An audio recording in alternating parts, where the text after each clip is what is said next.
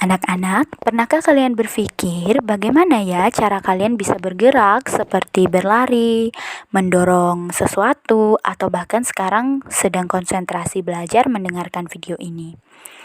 Nah, pada dasarnya makhluk hidup itu selalu memerlukan yang namanya energi untuk beraktivitas. Namun, pertanyaannya, dari mana ya datangnya energi yang kalian gunakan sehari-hari untuk beraktivitas?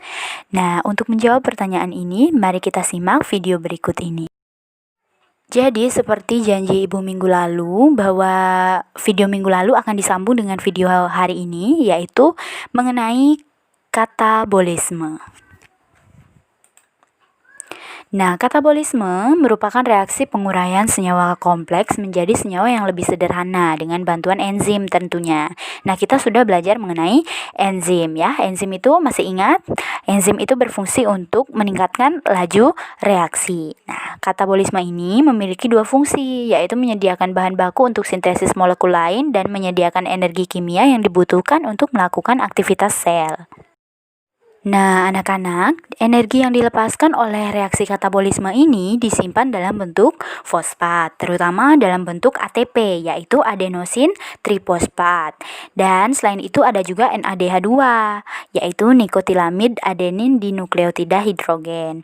Dan FADH2, yaitu flavin adenin dinukleotida hidrogen. Nah, contoh reaksi dari katabolisme ini sering sekali kalian alami sehari-harinya, yaitu pada reaksi respirasi. Namun hari ini kita akan khusus membahas mengenai respirasi sel.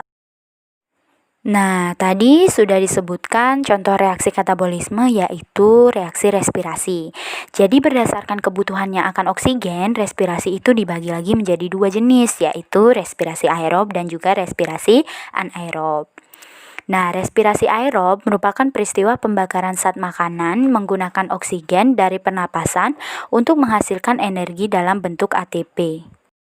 Sedangkan respirasi anaerob yaitu merupakan respirasi yang tidak menggunakan oksigen sebagai penerima akhir pada saat pembentukan ATP. Jadi respirasi anaerob juga tetap menggunakan glukosa sebagai substratnya. Nah, untuk yang pertama kita akan membahas mengenai respirasi aerob. Respirasi aerob pada tingkat sel terjadi di dalam mitokondria. Dalam reaksi respirasi, bahan makanan seperti senyawa karbohidrat itu dioksidasi sempurna menjadi karbon dioksida dan juga air. Nah, ternyata respirasi aerob ini juga memiliki tahapan-tahapan sendiri, yaitu glikolisis, dekarboksilasi oksidatif, siklus Krebs, dan juga transport elektron. Nah, yang pertama tahapannya yaitu glikolisis. Nah, glikolisis ini merupakan peristiwa pengubahan molekul glukosa dengan 6 atom C menjadi 2 molekul yang lebih sederhana, yaitu asam pirufat dengan 3 atom C. Nah, glikolisis ini di mana terjadinya? Glikolisis terjadi di dalam sitoplasma atau sitosol. Hasil akhir glikolisis itu berupa 2 molekul asam pirufat, 2 molekul NADH, dan 2 molekul ATP. Dari satu molekul glukosa yang diurai seperti itu. Nah, sekarang kita akan masuk ke tahapan glikolisis. Nah, glukosa itu akan dirubah menjadi glukosa 6-fosfat oleh enzim heksokinase. Nah, di sini terjadi pelepasan satu atom fosfat dari ATP, kemudian dia menjadi ADP. Nah, ATP kan adenosin trifosfat, dia memiliki 3 fosfat dan sekarang dia fosfatnya satu lepas. Nah, jadi dia masih tinggal 2 fosfat yang disebut dengan adenosin difosfat atau ADP seperti itu. Nah, makanya disebut dengan glukosa 6-fosfat itu karena si fosfat dari ATP yang tadi itu berikatan dengan atom C nomor 6 dari glukosa, maka jadilah glukosa 6-fosfat. Kemudian dari glukosa 6-fosfat dia akan berubah menjadi fruktosa 6-fosfat. Nah, ini dibantu oleh enzim yang namanya fosfoglukoisomerase. Jadi glukosa ini berisomer, dia menjadi fruktosa. Di mana atom fosfatnya? Sama, terikat pada atom C nomor 6, seperti itu. Nah, selanjutnya fruktosa 6-fosfat ini akan berubah menjadi fruktosa 1,6 bifosfat. Ini dibantu oleh enzim fruktokinase. Nah, di sini kembali lagi terjadi pelepasan satu atom fosfat dari ATP sehingga dia menjadi ADP. Nah, di mana dia terikat? Terikat pada atom C nomor 1 dan juga nomor 6 sehingga dia dinamakan dengan fruktosa 1,6 bifosfat. Seperti itu. Nah, selanjutnya anak-anak, dari fruktosa 1,6 bifosfat itu oleh enzim adolase itu akan dipecah menjadi senyawa yang disebut dengan 2-fosfoglyceraldehyde. Nah, seperti yang kalian lihat pada gambar, itu ada percabangan seperti itu. Dia sebenarnya si fruktosa 1,6 bifosfat itu disederhanakan, dia dibagi dua. Jadilah 2-fosfoglyceraldehyde. Nah, kemudian reaksinya sama nih, kanan kiri ini sama sebenarnya. Nah, dari fosfoglyceraldehyde dia akan berubah menjadi dua senyawa 1,3 bifosfoglycerat. Nah, ini dibantu oleh siapa? Glyceraldehyde dehidrogenase. Nah, di sini perlu kalian perhatikan bahwa terjadi pengikatan hidrogen oleh NAD. Jadi, NAD itu berikatan dengan hidrogen, jadinya dia NADH. Seperti itu ya, anak-anak. Nah, kemudian si dua senyawa 1,3 bifosfoglycerat ini dia akan berubah menjadi dua senyawa 3 fosfoglycerat. Nah, oleh siapa? Oleh fosfoglycerat kinase, itu yang membantunya. Nah, di sini terdapat satu penambahan gugus fosfat pada ADP sehingga dia menjadi ATP. Nah, dari 3 fosfoglycerat ini akan berubah menjadi dua senyawa 2 fosfoglycerat, itu dibantu oleh enzim fosfoglyceromulase. Nah, 2 fosfoglycerat akan berubah menjadi dua senyawa fosfoenol piruvat dibantu oleh enzim enolase. Nah, di sini perlu dicatat bahwa terjadi pelepasan H2O seperti yang sudah ditampilkan pada gambar. Nah, si fosfoenol piruvat, nah pada akhirnya dia akan berubah menjadi asam piruvat. Nah, dibantu oleh enzim piruvat kinase. Di sini terjadi lagi penambahan satu gugus fosfat pada ADP sehingga dia menjadi ATP. Selanjutnya ada tahap yang disebut dengan dekarboksilasi oksidatif. Nah, di sini asam piruvat hasil dari tahapan glikolisis tadi akan masuk ke proses dekarboksilasi oksidatif yang terjadi di matriks mitokondria. Nah, untuk apa? Pada tahapan ini, si koenzim A akan berubah menjadi CO2 yang merupakan hasil samping dari proses ini. Nah, hasil akhir dari dekarboksilasi oksidatif adalah 2 asetil koenzim A, 2 CO2, dan 2 NAD. Nah, anak-anak, ini tahapan ketiga yaitu siklus Krebs. Siklus Krebs ini sendiri berasal dari nama orang yang menemukan siklus ini, yaitu Hans Krebs. Nah, siklus ini juga sering disebut dengan siklus asam sitrat. Siklus Krebs itu terjadi di mana? Di dalam matriks mitokondria. Nah, dari bagan yang sudah Ibu tampilkan itu sebenarnya dapat disimpulkan seperti ini, anak-anak.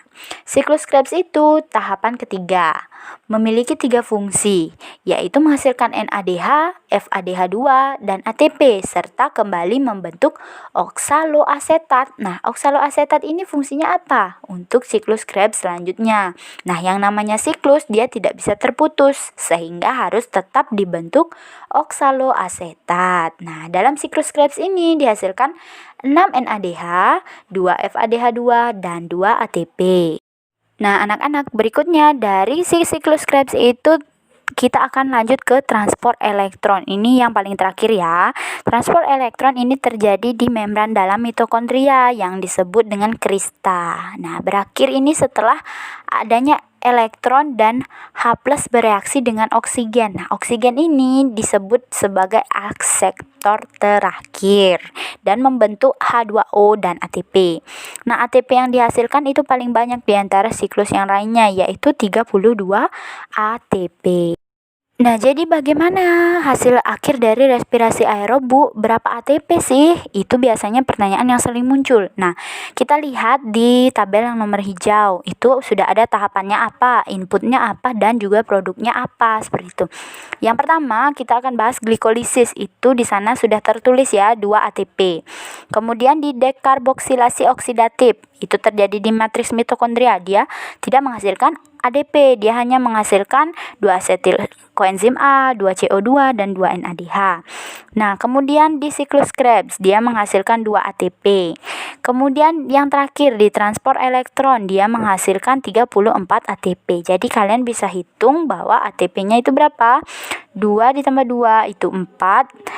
Di sini di terakhir itu ada 34, berarti totalnya adalah 38 ATP. Nah, tapi untuk masuk ke mitokondria itu butuh energi. Jadi dipotonglah dia 2 ATP, maka total bersih hasil akhir dari respirasi adalah 36 ATP.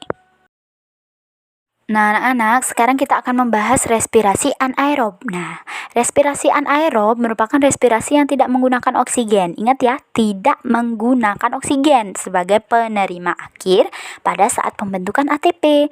Respirasi anaerob ini menggunakan glukosa sebagai substrat. Nah, respirasi anaerob sering disebut dengan fermentasi. Nah, kalian pasti sudah tahu ya, fermentasi itu biasanya terjadi pada apa? Ya, biasanya kan orang membuat tape gitu ya, itu respirasi anaerob ya, fermentasi seperti itu.